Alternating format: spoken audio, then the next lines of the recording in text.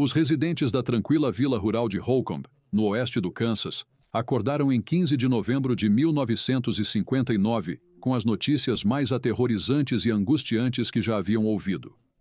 4 membros da família Clutter, seus vizinhos, foram brutalmente assassinados em um ataque aleatório e completamente sem provocação. Embora 2 homens logo fossem encontrados responsáveis pelo hediondo crime, a vila de Holcomb nunca mais seria a mesma. E agora vamos mergulhar nos mistérios de hoje.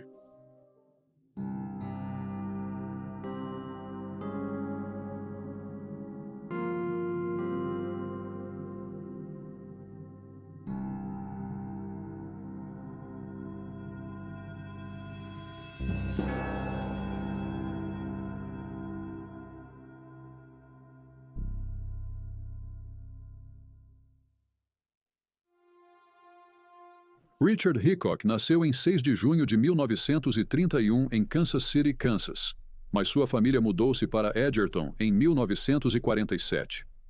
No ensino médio, Hickok foi descrito como um aluno popular e um atleta estrela. Ele se saiu bem o suficiente na escola e sonhava em frequentar a universidade um dia, mas seus pais frustraram esses planos quando revelaram que não podiam pagar para enviá-lo. Como resultado, Hickok começou a trabalhar como mecânico. Em 1950, Hickok mudou quando sofreu um grave acidente de carro que o deixou desfigurado. A partir deste ponto, ele foi descrito como tendo um rosto ligeiramente torto e olhos assimétricos. Seu irmão lembrou que o acidente quase o matou e notou que não foi apenas sua aparência física que mudou após o acidente. Deixado com pesadas contas de hospital, Hickok começou a emitir cheques sem fundo e a jogar, incapaz de sair da dívida que se acumulava sobre ele. Ele posteriormente se tornou um andarilho, pegando trabalhos braçais aqui e ali, enquanto continuava a cometer pequenos crimes, incluindo roubo. Com 26 anos em março de 1958, ele foi preso e condenado à prisão por roubar um rifle. Foi aqui na penitenciária estadual do Kansas que Hickok conheceu Perry Smith. Perry Smith nasceu em 27 de outubro de 1928 em Huntington, Nevada. Enquanto a criação de Hickok foi descrita como estável, mas rigorosa, Smith foi criado em um lar abusivo.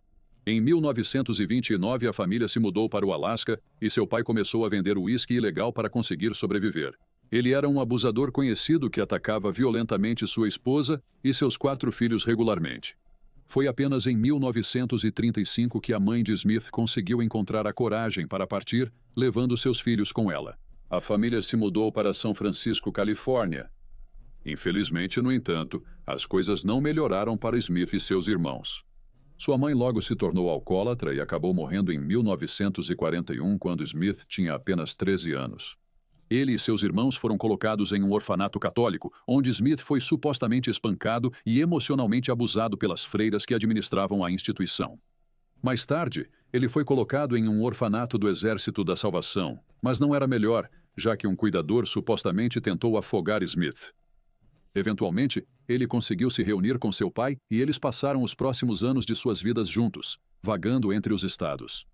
Smith logo se tornou parte de uma gangue de rua e começou a participar de pequenos crimes. Isso levou a várias estadias dele em unidades juvenis de detenção. Aos 16 anos, ele se alistou no exército e serviu na Guerra da Coreia. Foi dispensado honrosamente em 1952. Após isso, como Hickok, Smith se envolveu em um acidente que quase o matou quando ele bateu sua motocicleta.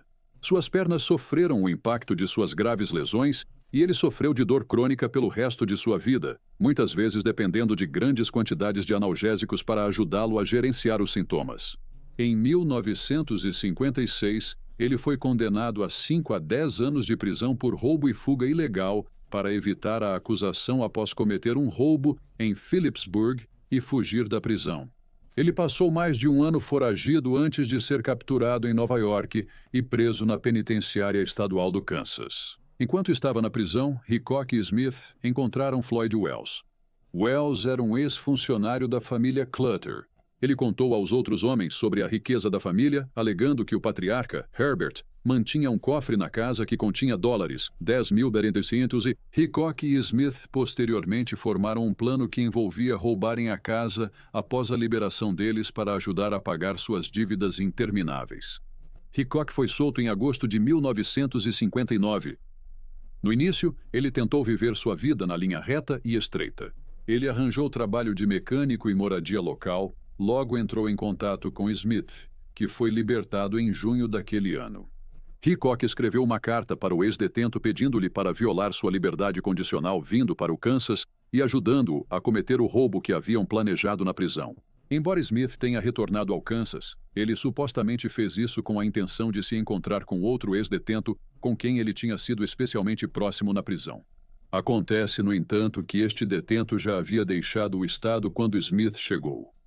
Na noite de 14 de novembro de 1959, os dois homens dirigiram mais de 443 quilômetros até a vila rural de Holcomb, onde a família Clutter vivia.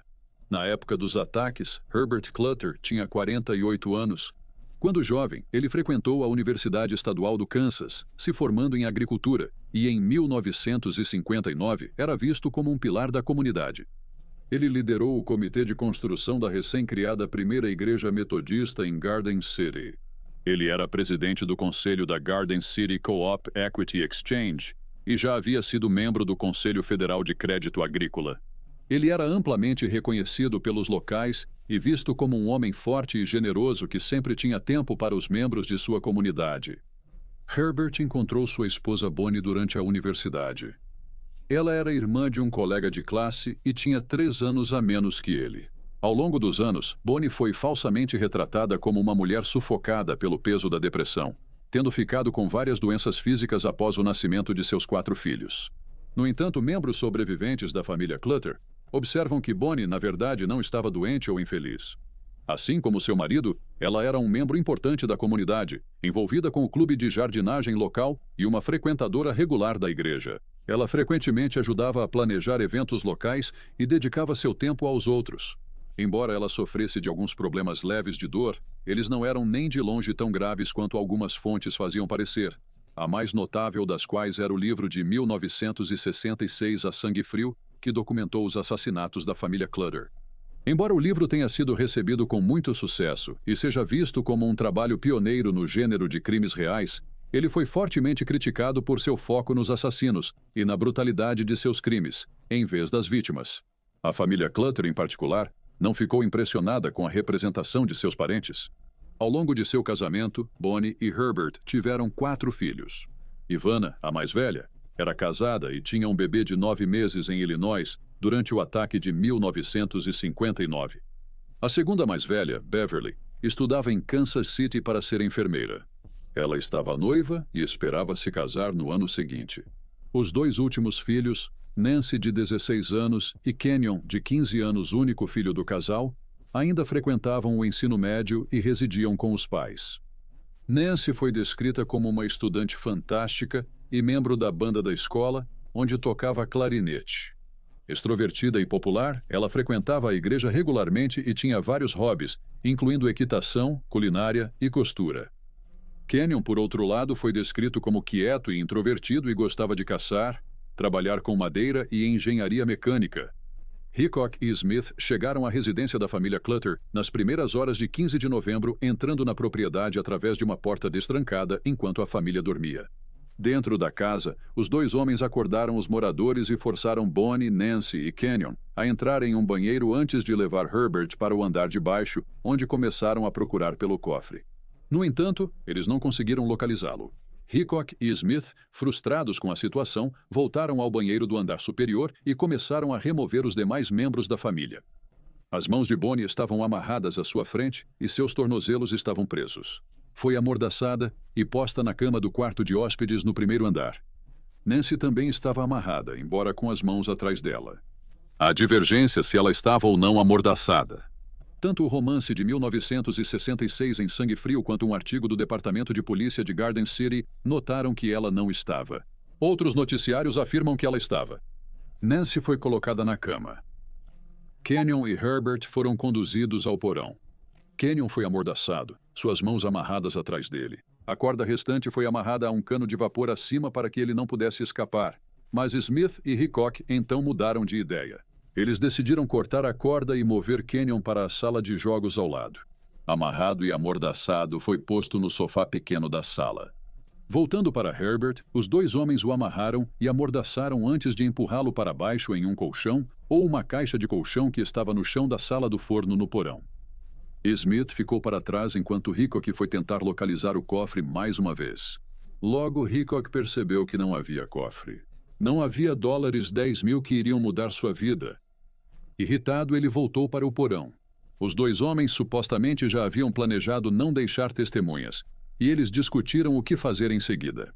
Antes de chegar a um acordo, no entanto, Smith cortou a garganta de Herbert antes de atirar nele na cabeça. Smith é descrito como instável e propenso a acessos de raiva. Em seguida, ele foi até a sala de jogos e matou Kenyon a tiros. No primeiro andar, os dois homens mataram Nancy atirando em sua cabeça com a espingarda deles. Smith afirmou mais tarde que havia dissuadido Hickok de abusar sexualmente da jovem de 16 anos. Bonnie foi a última a ser morta por um tiro na lateral da cabeça. Antes de partirem, os homens recolheram todos os cartuchos gastos da propriedade.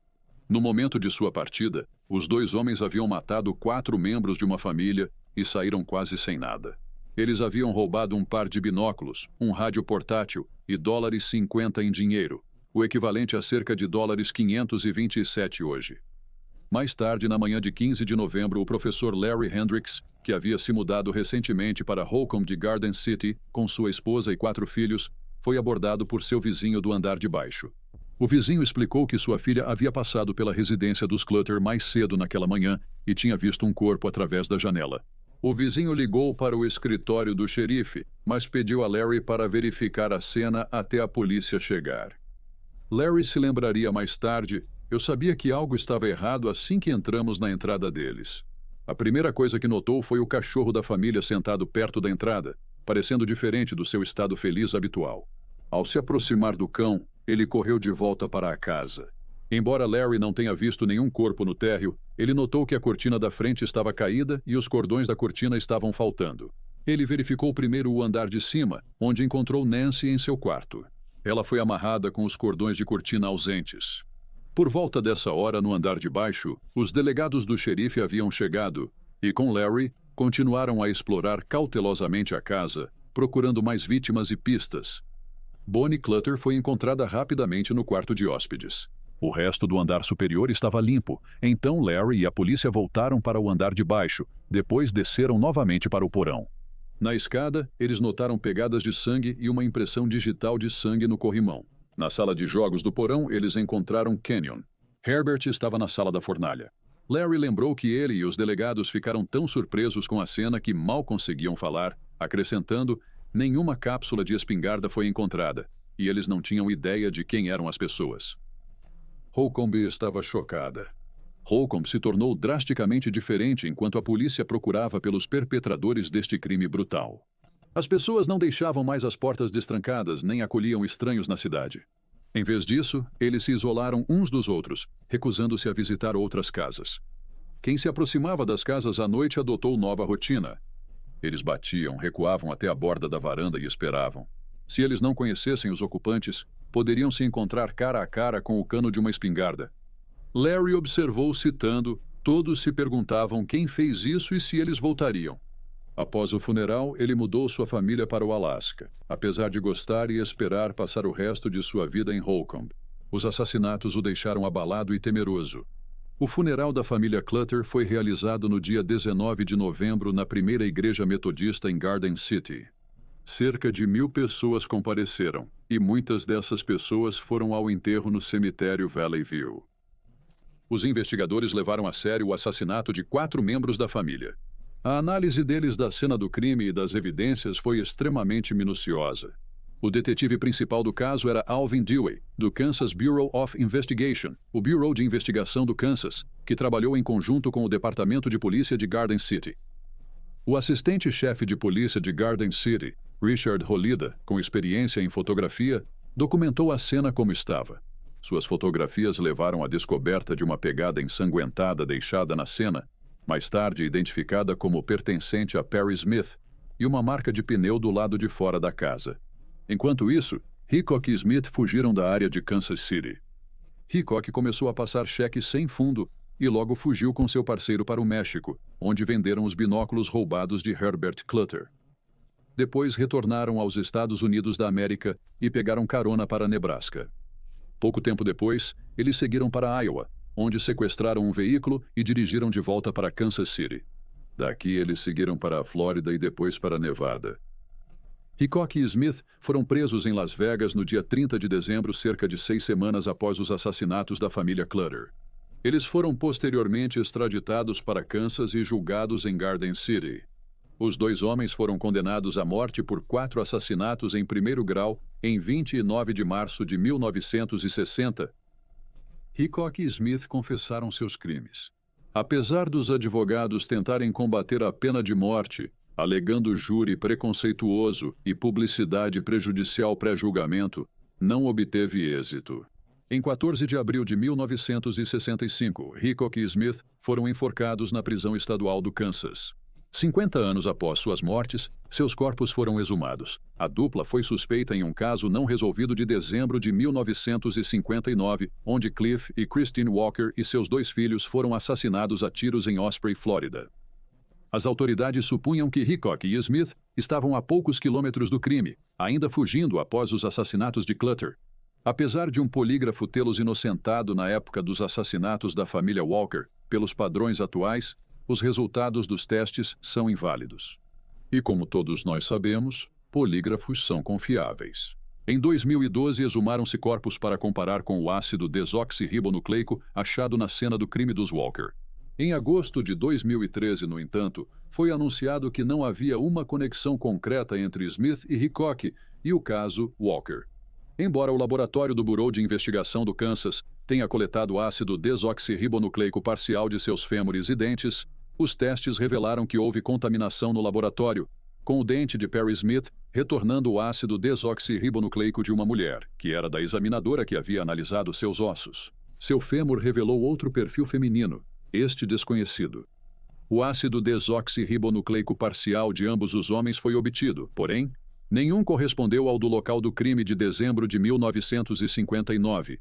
Em um relatório posterior, surgiu que o ácido desoxirribonucleico do suspeito era notavelmente semelhante ao de uma das vítimas, Christine Walker, o que levou os investigadores a perceberem que por décadas eles estavam comparando o ácido desoxirribonucleico não com o de seu suspeito, mas com o de Christine. Enquanto Hickok e Smith permanecem como os suspeitos mais prováveis no caso. A aplicação da lei acrescentou: parece improvável que o teste de ácido desoxirribonucleico forneça evidências conclusivas de uma maneira ou de outra. Hickok, Smith e os assassinatos da família Clutter têm sido o tema de inúmeros filmes, livros e canções ao longo dos anos, o mais notável dos quais é o mencionado anteriormente, A Sangue Frio, publicado 7 anos após os assassinatos. Apesar de ganhar vários prêmios e receber muitos elogios da crítica, o livro foi criticado por muitos, incluindo os membros remanescentes da família Clutter. Em 2018 foi lançada uma série documental chamada Cold-Blooded, Os Assassinatos da Família Clutter. O documentarista Joe Berlinger, o homem por trás da série, observou que estava interessado em mudar a popular interpretação do crime. Ele procurou dar uma plataforma à família que, segundo ele, havia sido negligenciada no passado. Por décadas, a família Clutter manteve silêncio sobre os assassinatos, mas em 2018 decidiu esclarecer os fatos definitivamente. O romance, A Sangue Frio, foca extensivamente nas histórias de Hickok e Smith, bem como na versão deles do que aconteceu na residência no dia dos assassinatos. Frequentemente, os dois homens entram em detalhes macabros dos assassinatos. Além disso, o autor nunca entrou em contato com a família Clutter depois que eles levantaram preocupações com ele. Relatos indicam que ele parou de se envolver com eles assim que seu livro foi publicado. A família Clutter sentiu que o livro glorificava os assassinatos e caracterizava erroneamente seus entes queridos falecidos, e também notou que o autor tinha permissão para andar pela casa da família onde os assassinatos ocorreram, com uma sobrinha de Clutter rotulando isso como uma violação. O romance também foi criticado por parecer ter fabricado várias cenas junto com diálogos. Alguns até argumentaram que os fatos foram alterados para se adequar à narrativa do romance. Após a tragédia, a família Clutter encontrou consolo um no outro e em sua fé, acreditando firmemente que um dia veriam Herbert, Bonnie, Nancy e Kenyon novamente. Uma das netas de Herbert e Bonnie disse ao People.com: "O que aconteceu nos fez focar ainda mais na força e apoio da família e ajudar um ao outro. Existe um vínculo muito forte de cuidado e amor entre os membros da nossa família." Ela acrescentou que a família continua mantendo as tradições vivas, destacando uma das cartas que temos é da vovó Bonnie, que escreveu para sua mãe após o Natal, especialmente sobre as tradições da véspera de Natal, que mantivemos e passamos adiante e continua até hoje. E aí você tem os fatos. Por favor, deixe um comentário abaixo com seus próprios pensamentos e reações e lembre-se de curtir este vídeo e se inscrever para apoiar o canal. Obrigado por assistir. Fique alerta, fique seguro e nos vemos na próxima vez.